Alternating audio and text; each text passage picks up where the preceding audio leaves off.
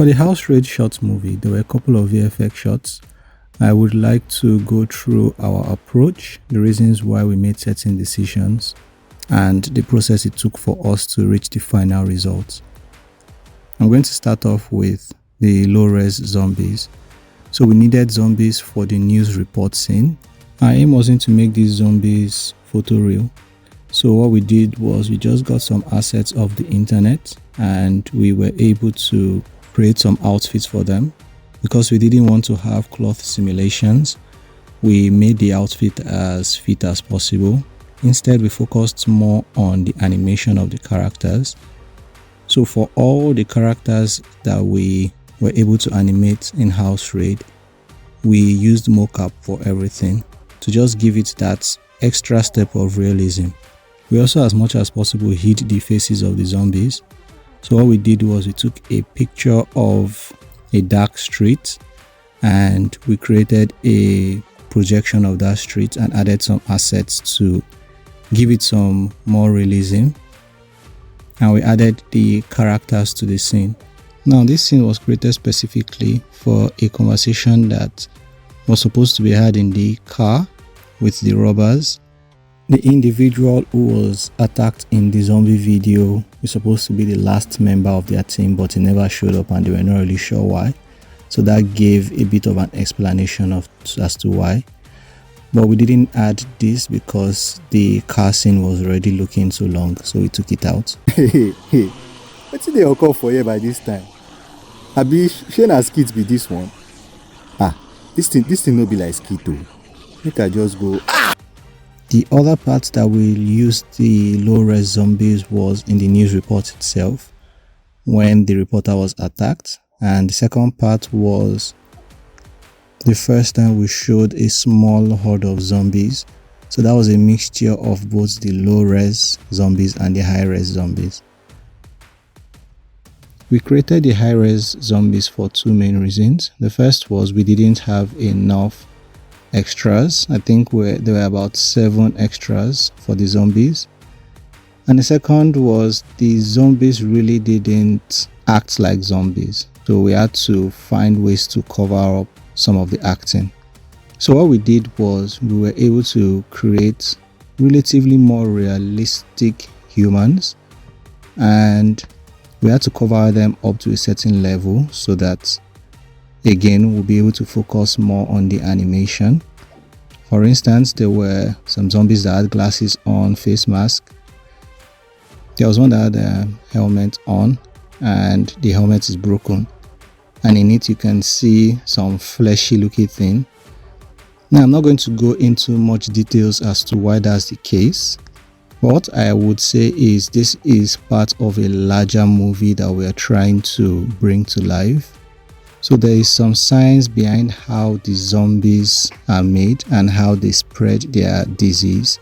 So that fleshy bit gives an idea as to the type of disease or parasite that is affecting the humans and turning them into zombies.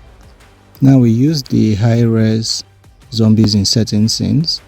So one of them was when they were coming in through the gates. I think for that scene we had about 4 original zombies, so we needed to make it look like there was relatively a horde of zombies. We also used it in the car chase scene and also in the final part of the movie. To make these zombies more realistic, we created cloth simulations for them and also made their movements more fluid.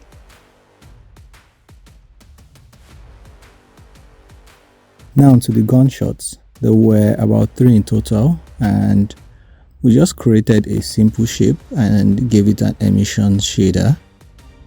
For the first gunshot, what we did was we rotoscoped a part of Tahiru's body. So if you notice, when he shot woodwork, you can see that some parts of his body lights up. We only did that for Tahir, we didn't do it for Ekweme. There were also some blood splatter, one for woodwork and one for Zombie Bamidele. It was easier to do for both characters and not for the mother, because if we were going to do blood splatter for the mother, we would have had to create some sort of cloth simulation to show the cloth reacting to the blood splatter.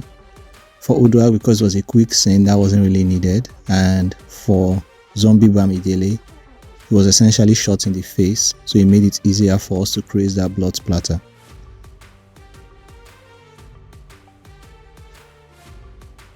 A couple of green screens. The most obvious one is the news report scene. So what we did was we essentially created the report studio. Apart from the beginning, where you had the robbers in the car, the other car scenes had green screen. The part where they are driving, running away from the zombies, what we did was we were able to get out the green screen part, make it a transparent background, then added a layer of glass to make it a bit more realistic, and we created a whole street with cars, houses, trees and all. So as they drove, it made it look like they were really driving down a street. Now after the crash, that was a bit more complicated. The reason why was the green screen was really folded up, so it was easy to tell that there was something there. So we had to painstakingly go frame by frame and essentially rotoscope the characters. We also rotoscoped the part where Monifa runs out of the car. Now in terms of the scene, what we did was we just got a picture of a portion of the street and we just projected that into the scene. Almost every other part had to be created, from the cars to the road.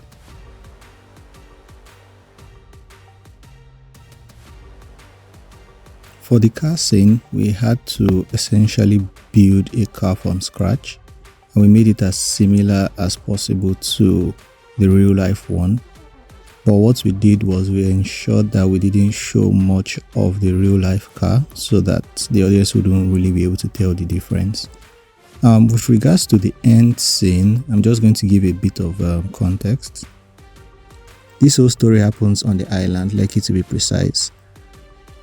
The aim was for them to drive to Lekki Ekpe Expressway.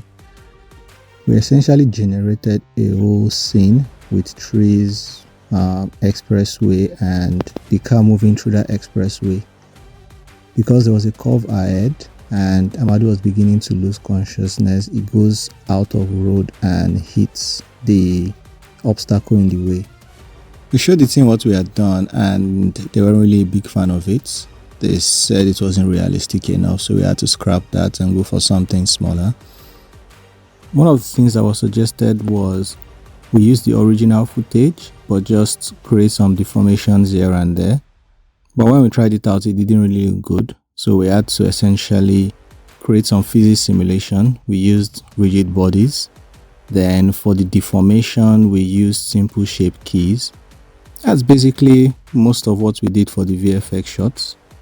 If you haven't watched the film House Raid, go watch it now. We faced a lot of obstacles, but we were able to bring it to life, and I believe it's an awesome movie.